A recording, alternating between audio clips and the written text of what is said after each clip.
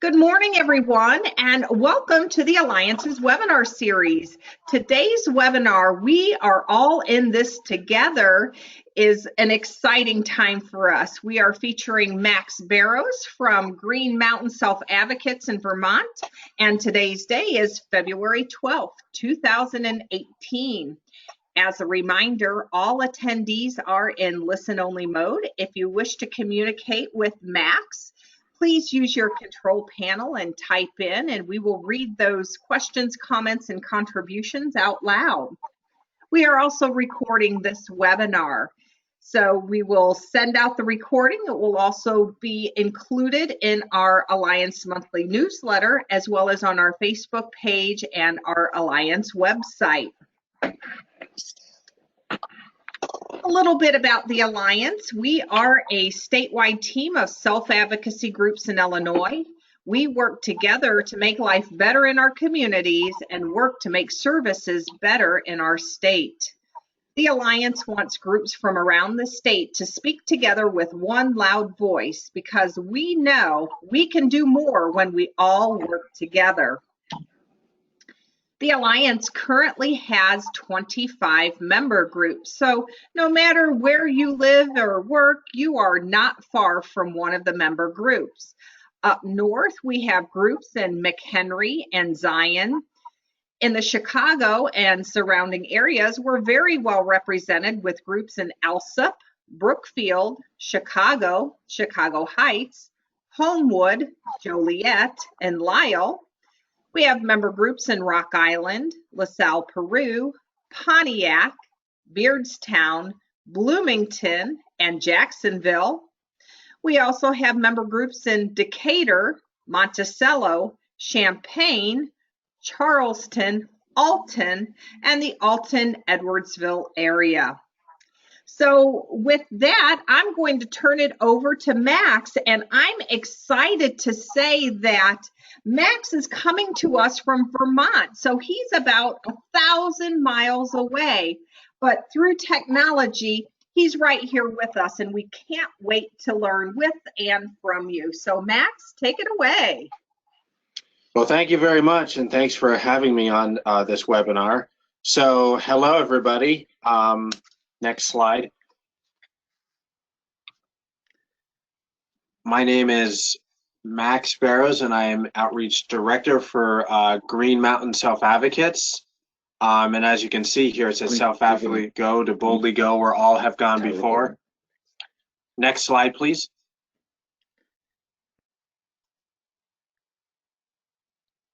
Oh, Max. All right. Okay, the slide that's on the screen right now is a picture of you speaking, and then a picture, I think, of you traveling. Are you able to see that? Yes, Okay. I am. All righty. So, again, my name is Max Barrows, and I work for Green Mountain Self-Advocates here in Vermont. And yes, I do love to travel, and I do public speaking throughout the country. And I just want to take a moment and I ask everyone, guess where I am in the photo on the bottom left? All right, so go ahead and use that control panel and type in where you think Max is at in that photo on the bottom left. I see clouds in the background and I see some water and it looks like a city, and you're up high, so that might be some clues, but go ahead again, use that control panel. Where do you think Max is at in this picture? We'll see what people have to say. I'm sure there's a lot of conversation and people having great guesses. So let us know, where do you think Max is at in this picture? All right. All right, and we're gonna let folks have a second to chime in. Without giving away the answer, what's the most exciting place you've traveled to? Me? Yes. Probably if I were to choose for business, Washington, D.C. Awesome. All right. So we have some guesses. The first is from Livingston County Advocates in Action. They are located in Pontiac. They said the Chicago Willis Tower. And Self-Advocates from CTF Advocacy Center in Charleston said Chicago. They guessed Chicago. So you want to go ahead and tell them if they're right or if they didn't get it? So for those who guessed Chicago, it is 100% right, and that is me looking out the Willis Tower south.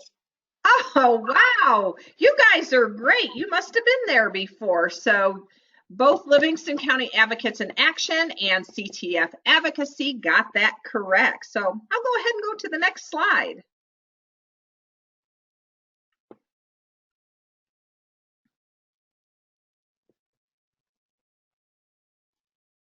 All right.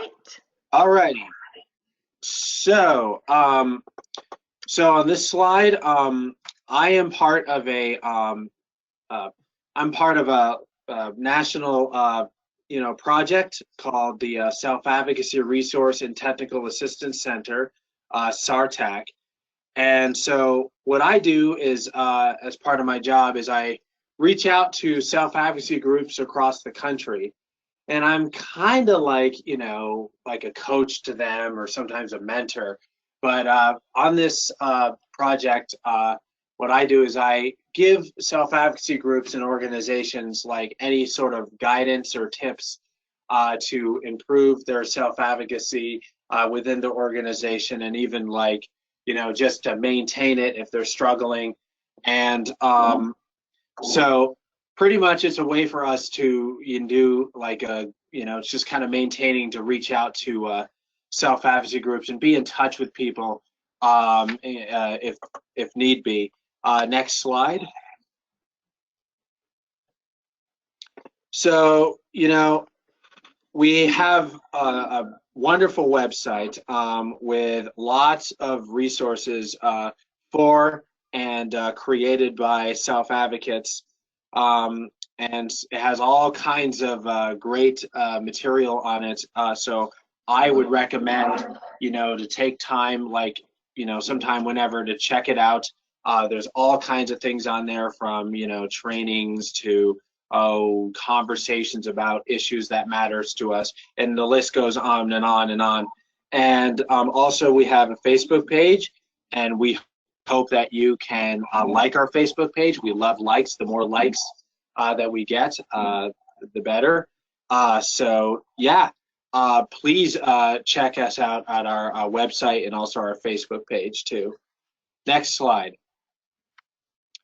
So, I said I was from Vermont, and one thing you got to know about Vermont, through my experience living here, is it's the opposite of a city. There's more dirt roads than paved roads. There's definitely more animals than people, and there's more woods than buildings. So I grew up in the sticks, as I would refer to it. Next slide. So just to give a little bit of a history of Green Mountain Self-Advocates and like what we've done in Vermont. In 1992, we closed our last institution, so take note. And in 2002, we closed our last sheltered workshop.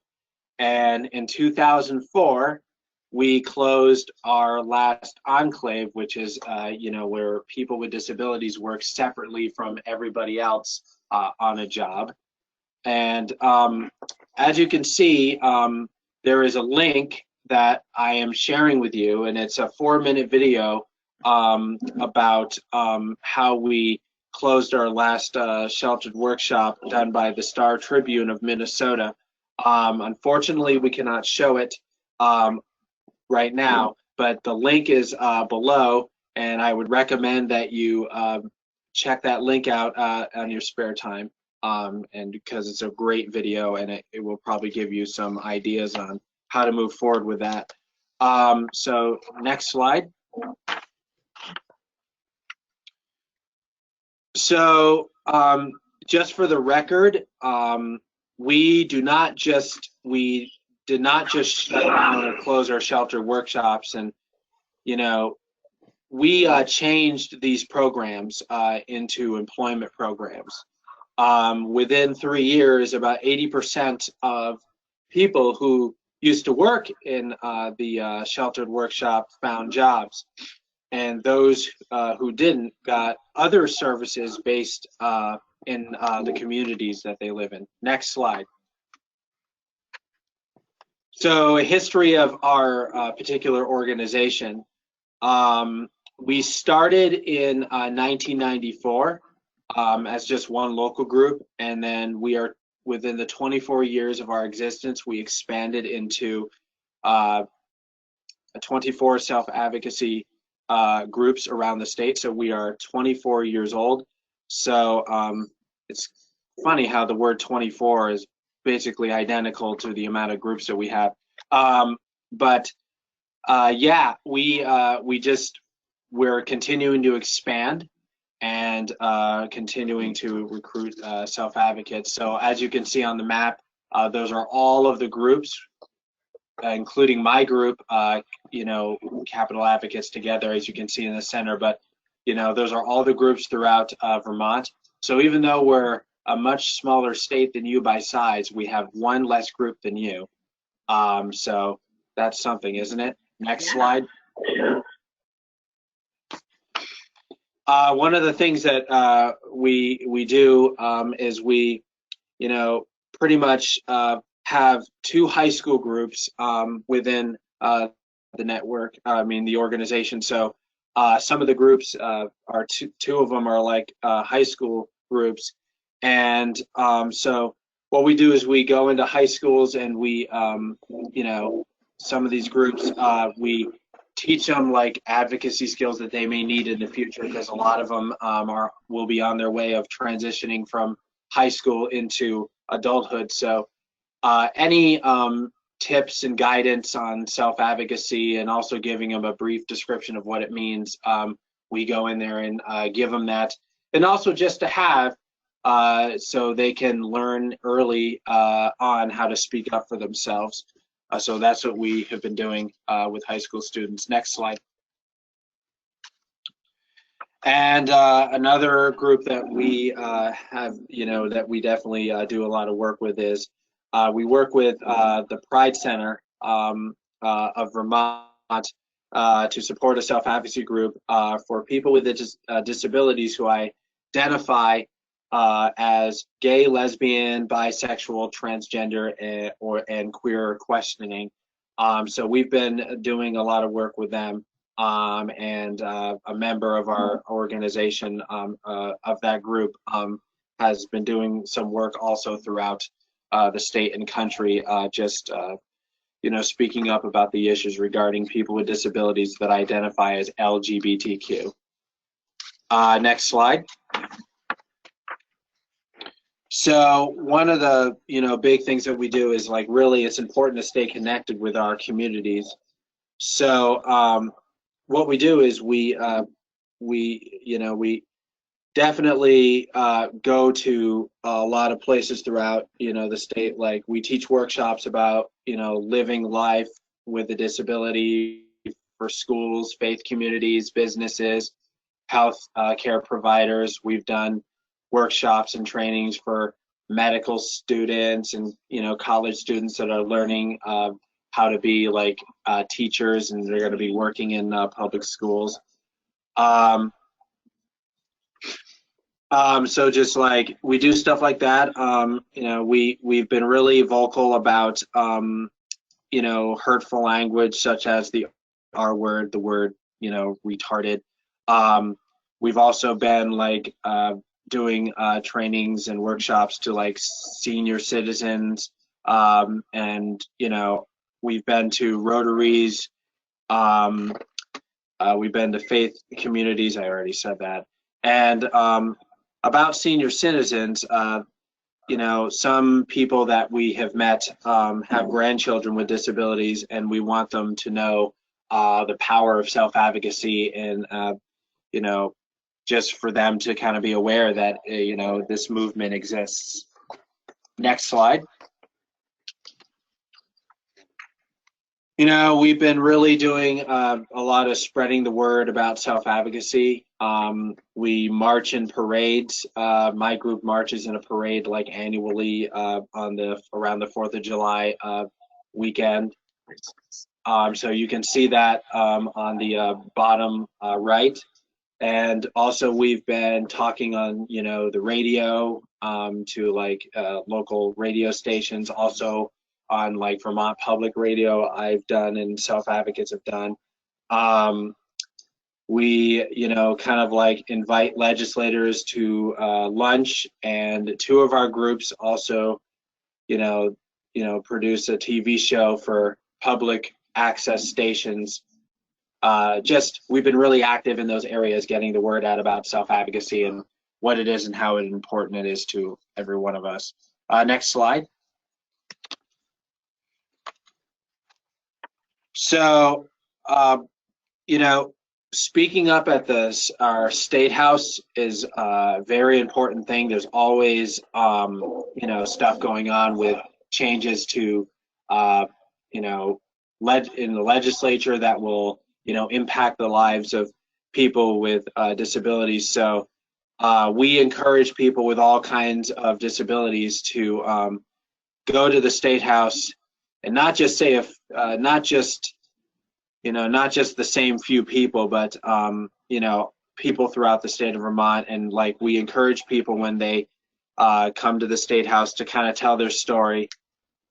So an example is maybe like, you know, someone who uses facilitated communication or supported typing. As you can see on the photo on the bottom right, there's a good colleague of mine.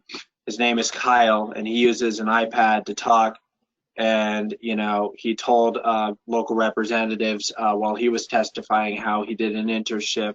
And also he spoke to the lieutenant governor when he was in high school. And he also did some work for the lieutenant governor when he was in high school. In fact, his internship was with the lieutenant governor. So, you know, that was, you know, good for him.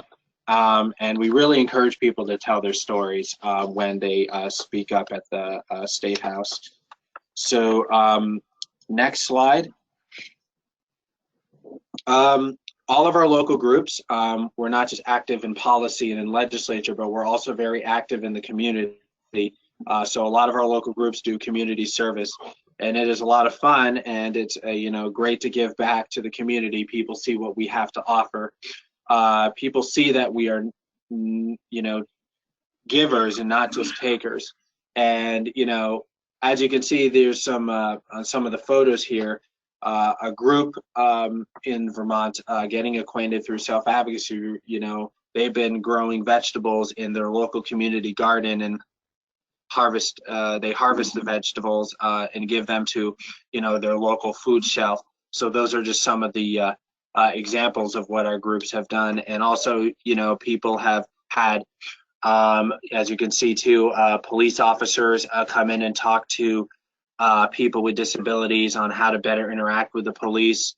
And that was one of the high school students that had that happen for them. And some people have had, you know, people like, you know, fire and medical EMTs come in, emergency medical technicians come in and just talk about how to interact with people with disabilities better and just learn about, you know, the members in their group. Just another story I would like to add quickly is one of our groups down in southern Vermont in Bennington, they have written letters to soldiers stationed overseas. So that's another thing that a group has done to give to community and even people fighting and also standing up for our country across seas. All right, next slide. So with all of that, I would like to just turn it over to, first of all, it's your turn to share, and just I would like, you know, just to take a minute for you to take a minute and, you know, think about the different ways your group connects with your community. And please speak up when it is your turn, so that way I can hear you loud and clear. All right, so we are actually going to ask you to use your control panel to type in, and I will share what you have written. So what Max has asked is, what are the different ways that your group connects with your community? What are the different ways your group connects with the community? You saw some examples about being involved with the police department, with community gardening. We know people volunteer out there, and they connect with their community in a lot of different ways. So we want to hear from you. How does your group connect with your community?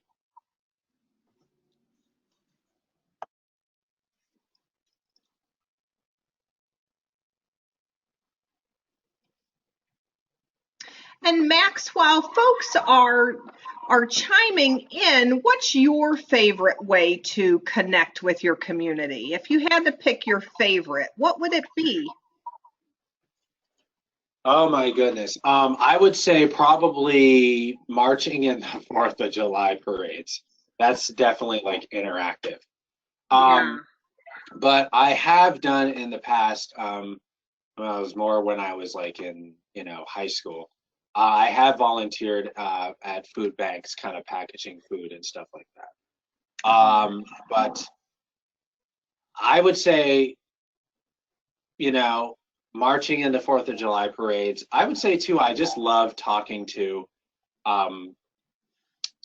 different community group organizations about self-advocacy and what it is and stuff, and just really getting the voice out about, voice out of people with disabilities and, just stuff like that. So just, staying active in the community and really making sure people are aware that this is a movement that is important and it exists. Yeah, we don't want to be the community's best kept secret, do we? So we have from CTF Advocacy Center in Charleston, they share that we volunteer at a soup kitchen and at nursing homes. We also helped with Community Christmas. And I will add, because I know about this, they have also been in the parade, the homecoming parade for the local university that is also in the same town.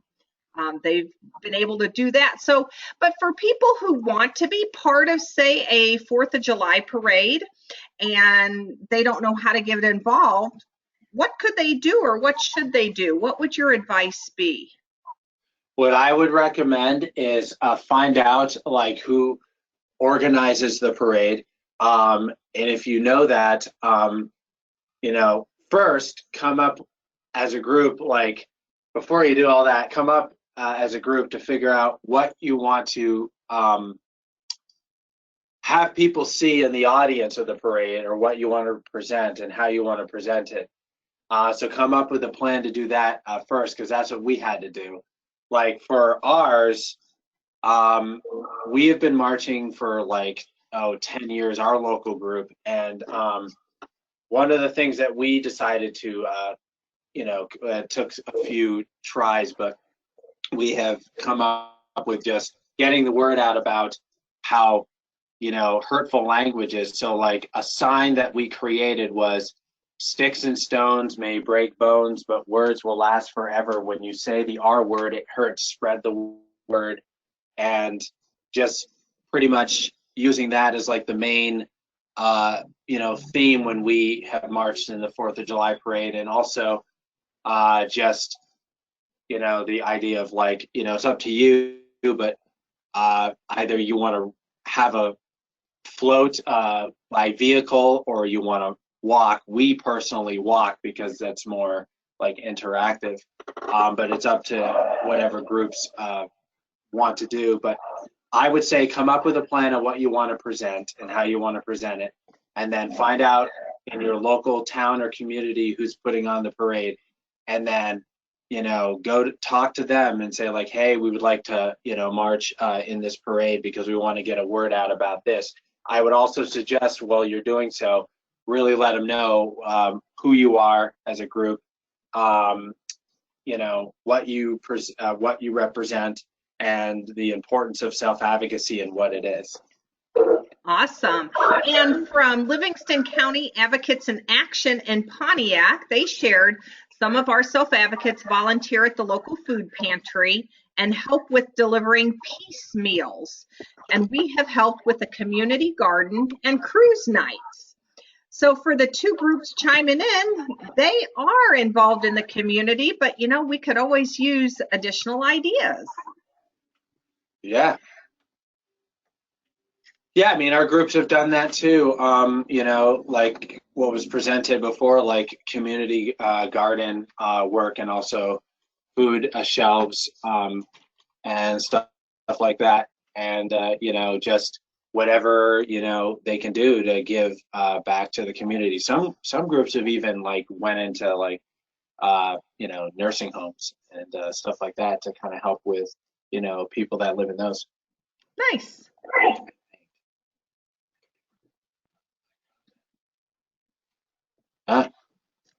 So yeah, so without further ado, unless there's anything else anyone wants to share. I think we'll move along to fundraising because I know we get a lot of questions about that. All right, very good. So, we, have hired a fundraiser to teach us how, to fundraise, and here are resources to use. So these are like links to webinars that, have been presented to us on how to do that, getting your board to raise money, and the link is below the title there. And then another one is creating a 12-week major gifts parentheses donor program campaign. So these are two fundraising webinars that we had present to us that have the links there below. So I would recommend checking those out. And I just wanted to tell a funny story about a fundraising thing. In our local group, a guy named Brett entered a beer contest, and he contested in a brewery, and he won the contest, and he donated $1,500 to our local group. Awesome.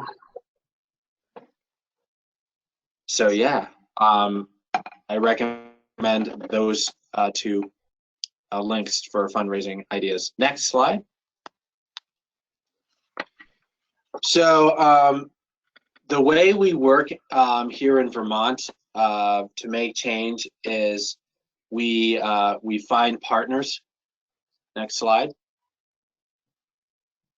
So like, here are some examples here. We work with groups outside of the disability world. For example, we work with the Vermont Workers Center, Migrant Justice, Justice for All, 350 Vermont, Vermont Interfaith Action, the Pride Center that was mentioned before of Vermont, and the Poor People's Campaign.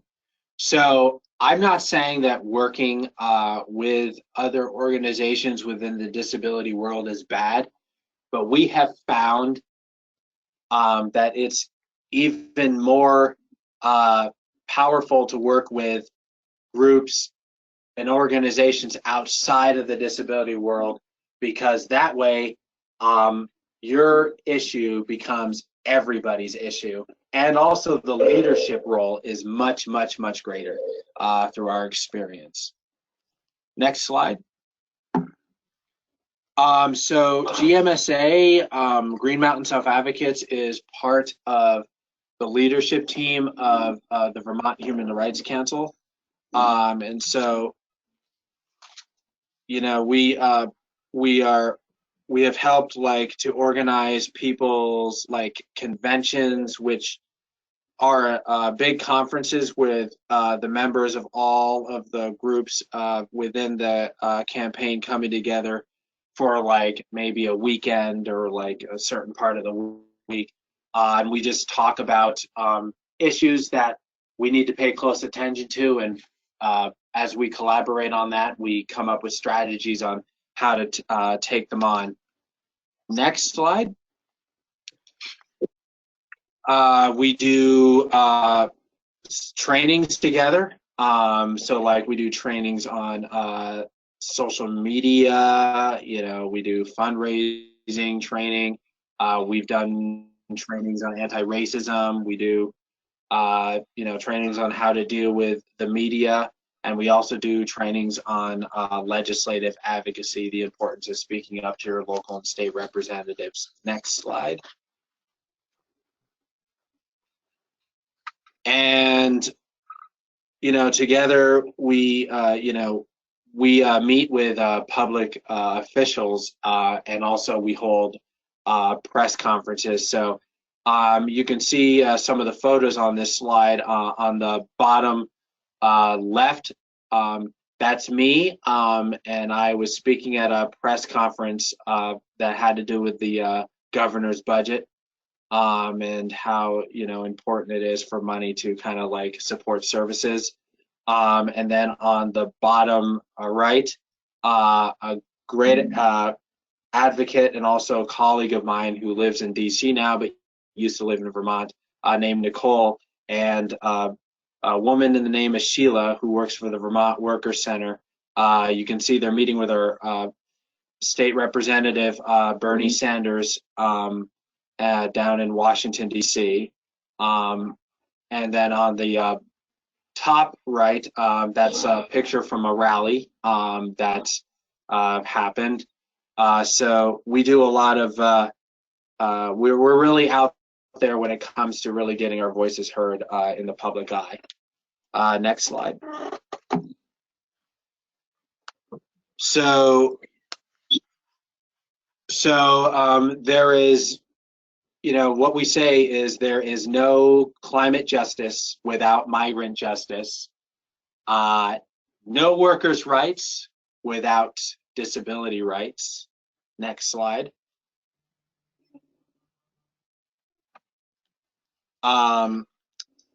And so other things we do is we host community events with other groups. For example, we organize like candidate forums with speakers from different groups asking questions. So as you can see in the photos on the bottom right, Self-Advocate and a colleague here in Vermont, his name is Raymond Gordon. Here he is in that photo testifying and speaking up about, you know, college debt. He was a Think College student, you know, making his case for job services at a candidate forum, and he teamed up with a fellow college student who was there also to speak up about college debt, which was his issue. So this is like a time where we have local representatives come and speak to us and ask questions throughout Vermont. And as you can see now, what we do is, this is a state house, speaking of state house stuff, I just want to give a brief description here about what we do. Each year we partner with provider agencies to celebrate our support workers. So what is known as a Direct Support Professionals Day.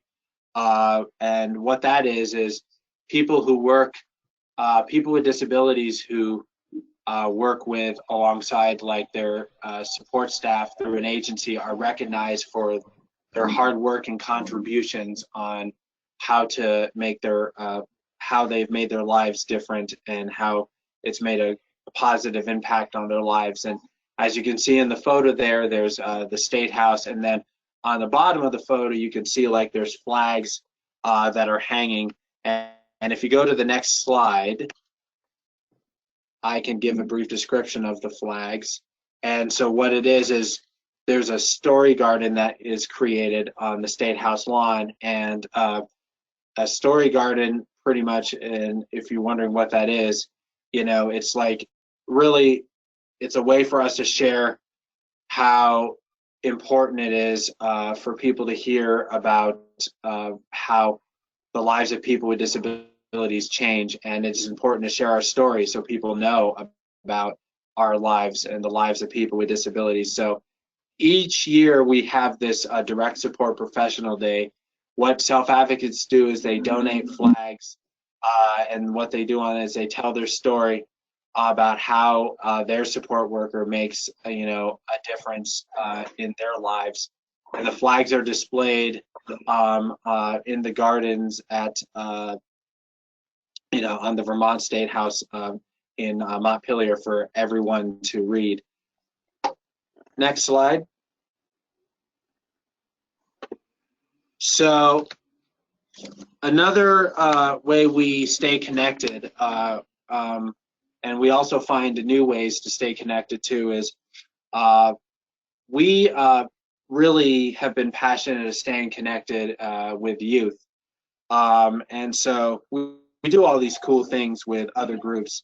And we really get youth going in self-advocacy, because a lot of youth, even people that transition out of high school into adulthood, are really excited about joining self-advocacy groups, because most of the activists in the other groups are young people. This is just, it's just a great way to kind of hang out with them, and also just bring their enthusiasm to self-advocacy and really encourage them to become the next leaders on the front lines of self-advocacy. So new ways of connecting with youth is important to us here in Vermont. Next slide. So this is just here, as you can see, we have a few campaigns that we have done. So we've been involved in, for example, respectful language bill, and I'll just give a brief description of each of one of these. But first, respectful language bill.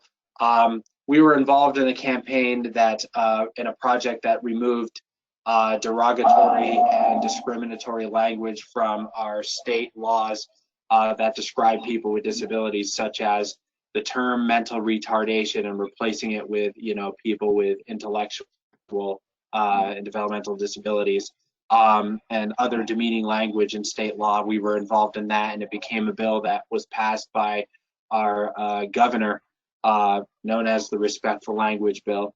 And we also were involved in a bill called Walk With Your Class, and that is where people with disabilities, now it's state law, but you can still walk with your class on time but continue education until the maximum age of 22. And that had to do with a case out of like a school in Vermont where a student was being refused to walk with it, refused the right to walk with his class on time. And the case went to court, and it really brought up attention to the issue of how important it is for people with disabilities to be included in their graduation ceremonies and still, continue education until the maximum age of 22. So, that became an issue, and it became state law with our involvement. Another one is a taser bill. There was an incident where a person was killed by police using tasers, and this person had a mental health challenge, and so it definitely gave awareness to us on how to interact with police, and we teamed up with mental health communities, and also got guidance on how to take this on.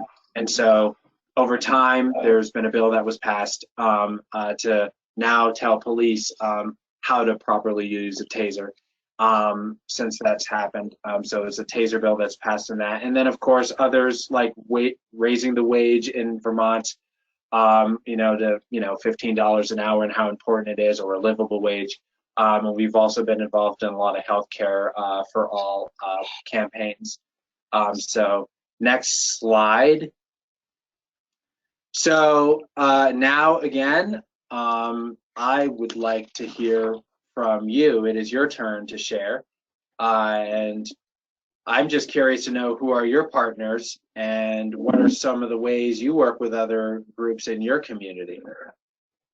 All right. So you've heard Max ask the question, who are your partners? What are some of the ways you work with other groups in your community? Go ahead and type in using your control panel and I'll read them out loud. So this might include things like, are you involved with the Rotary Club, or do you partner with the Knights of Columbus, or other organizations or entities in your community? We know that we're a lot stronger when we work together. So tell us, who are your partners? Who are your partners? What are some of the ways you work with other groups in your community? Maybe they're not disability groups, they're other groups. And let's see, from CTF Advocacy Center in Charleston, we partner with Kiwanis and the Coles County Animal Shelter. Thank you for that. I'm a lover of animals, so I'm always in favor of partnering with the animal shelter. So those are two ways that self-advocates at CTF Advocacy Center in Charleston partner. So what other ways do you partner? What other groups do you work with in your community? And I know Livingston County Advocates in Action in Pontiac is probably getting ready to chime in, so we'll wait for them.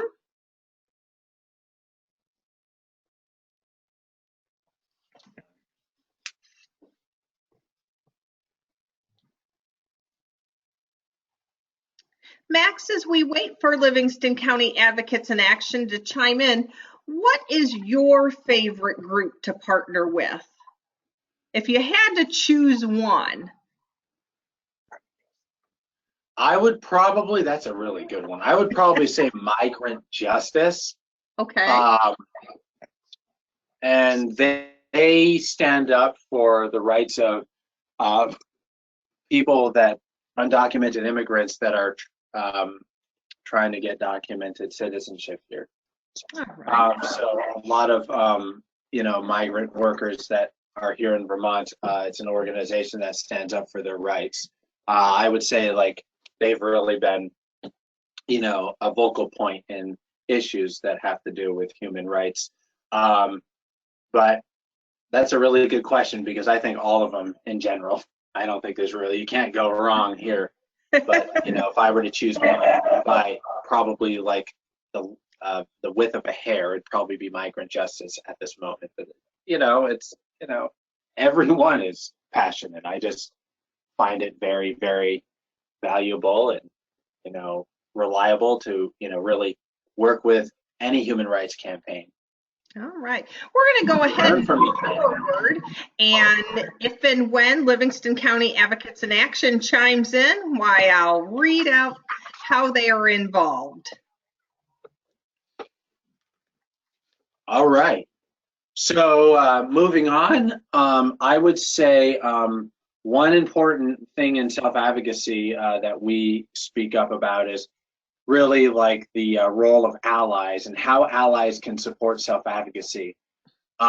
So there's a bunch of examples on there, but my top three are the number one thing an ally should always do is listen. Peer leaders should ask, what does the group want? The second one I chose in my top three was always provide ways for people who use alternative ways to communicate and feel they have a voice.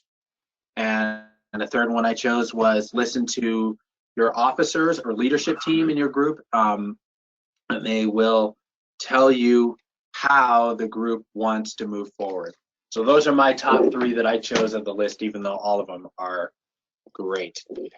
Next slide.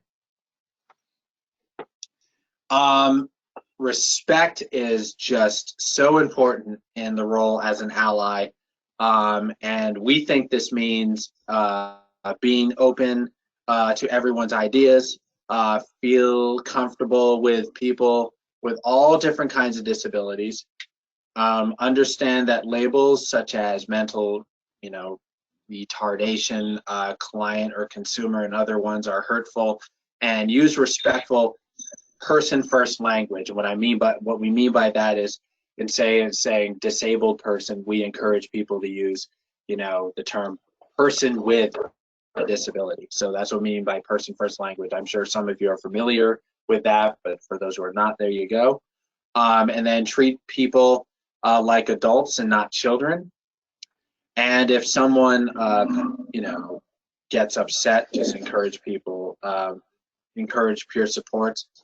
And it's not your role to reprimand or say or do anything to make a situation worse. So those are things that we found very, very helpful when it comes to respect, or really respect is. Next slide. Alrighty, so like stay in the background, pretty much, think of yourself as the man behind the curtain, as they would say from the movie The Wizard of Oz. And ask, don't assume. Ask if the group wants help. If not, head back behind the curtain. And just stay quiet and let self-advocates take control. Really, self-advocates are, the ones running their meetings. Alrighty, next slide. So number 4, slow down and step back. There is a need in this area for those supporting self-advocacy to slow down and step back. It may seem to some that it is more efficient to take an active role in getting this off the ground. It's a hollow effort that simply reinforces passivity and apathy on the part of the self-advocate.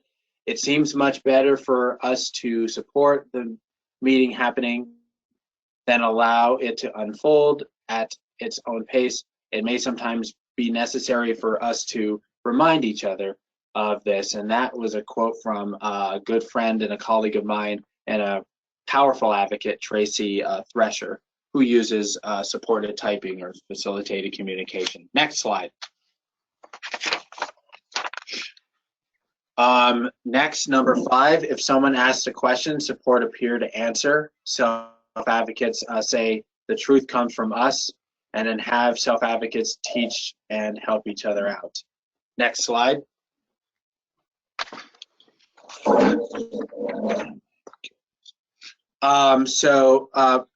Number 6, get involved and give them a chance to speak up, or self-advocates to speak up. We all know there are some people that are quiet and some people who talk nonstop, and an ally can help the officer or the leadership team find a balance so that everyone gets a chance to speak.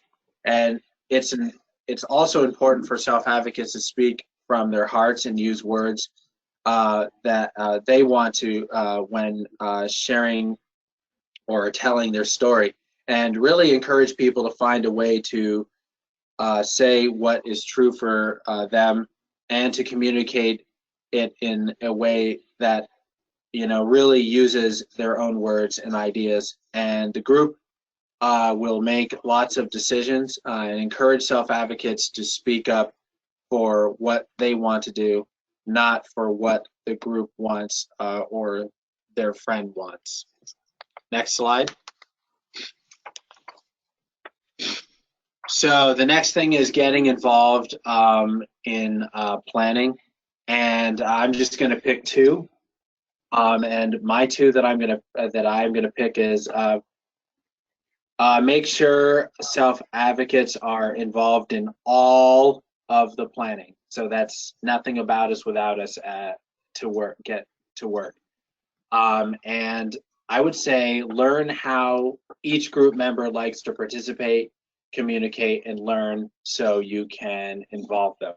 So those are my top 2 on that. Next slide. So I would say present options only after peer leaders have had a chance to problem solve. So my top three that I have chosen is don't assume you know what the group wants to do. Self-advocates say, be our equal, not our boss. And I would say two, don't set goals for the group. Instead, help groups complete their goals by helping to make, set up tasks and complete them. So complete tasks. So next slide. I would say in this one, promote decision making. Everyone means all. Remember that, and all group members need to understand the decision being made. So we really encourage support the leaders of the group to practice these skills every meeting and every time there is a decision to be made. We encourage to make a plan so the officers or leadership team can remind each other to use words that the group likes and everyone can understand. So next slide. I would say focus on strengths. And for this, allies really need to focus on strengths and abilities and believe that everyone brings something to the table. Your job is to help discover what their talents are and how to share them with the group, and just, you know, be creative. And not being able to speak is not the same as not having anything to say, so keep that in mind. And non-readers can be great at leading. So, you know, just keep that in mind when you are focusing on strengths. Next slide.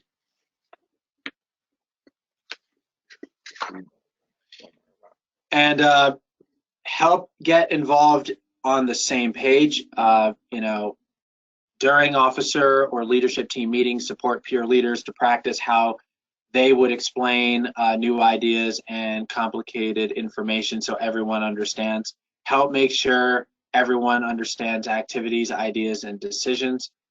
You know, words and pictures are good examples, and use examples. Take clear notes everyone can see. Support leaders to ask everyone if everyone understands. All right, next slide. Alrighty, and be open to making mistakes and learning from them. And so my top three are check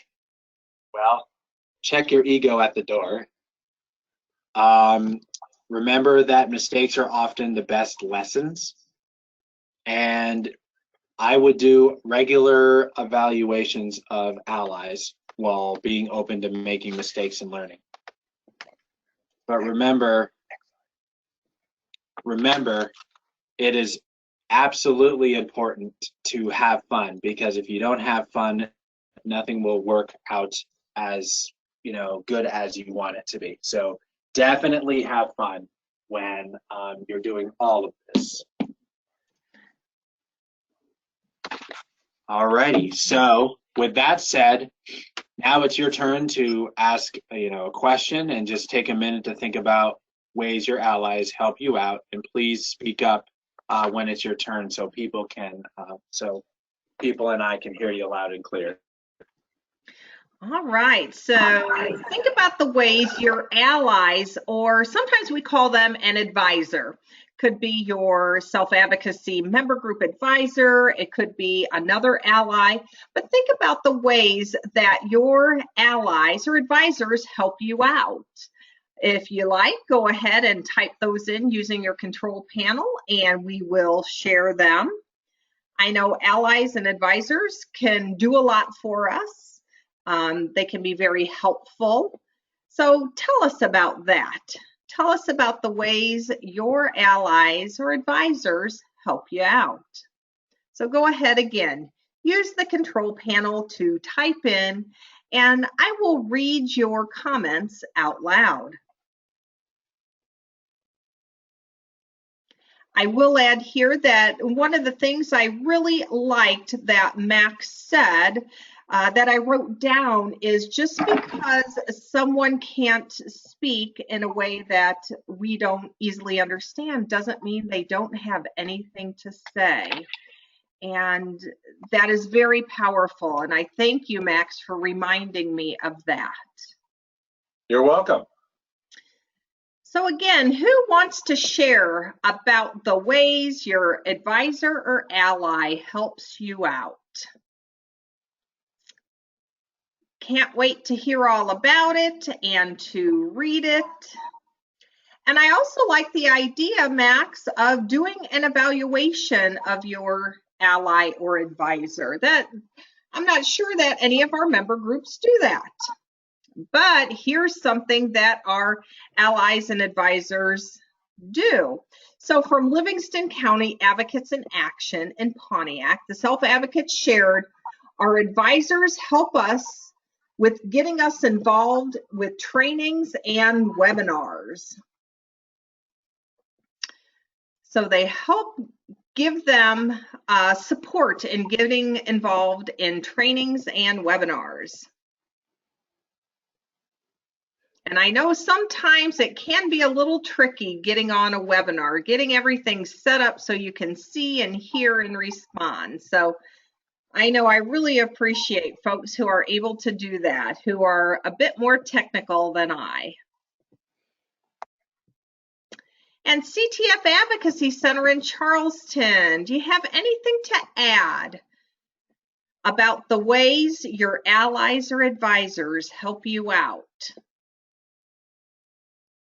So Max, you mentioned about considering doing evaluations on allies and advisors. Is that something that you would suggest people do yearly? I would probably, well, I don't think there's really any right or wrong answer to when you choose to do them. I would say for us personally, we do them like, around every 6 months. But I mean, as long as you just do an evaluation, I mean, it helps to do that because then you'll know the performance of, your ally, and, it kind of gives them the group a better sense on what the ally needs to work on and what they have done that's been good. All right. Well, I don't have anything yet from CTF Advocacy, so I'm going to go to this next slide. Yes, and that is our information. So, if you want to contact us, here is our contact information. We're, in the great state of Vermont, in our capital, and that's our email. And then, of course, our website link is below. And, our website has a lot of good information on it, trainings.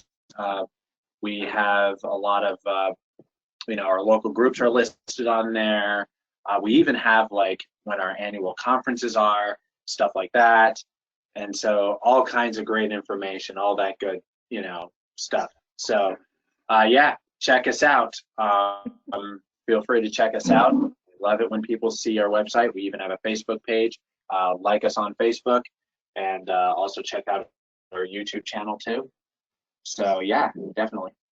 And I have included contact information if you want to reach out specifically to Max. Again, he's the outreach director for Green Mountain Self-Advocates. His email address is there, as well as the office phone number. But before we let Max go, does anybody have any final questions, comments, or contributions they'd like to share with Max? So again, Does anybody have any final questions, comments, or contributions that they would like to share with Max before we end our time together today? I know it's interesting that through technology, we can bridge the gap of more than 1,000 miles, and it's just like you're right here with us. So I appreciate that very much. So for either Livingston County Advocates in Action or CTF Advocacy Center, if you have any last minute questions, comments, or contributions, go ahead and type them in using your control panel to share them now.